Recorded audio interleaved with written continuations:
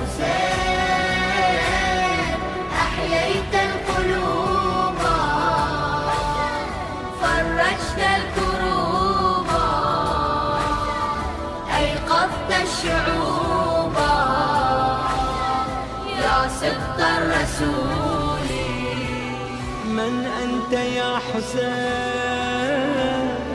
أحييت القلوب، فرجت الكروب، أيقظت الشعوب، يا سبط الرسول.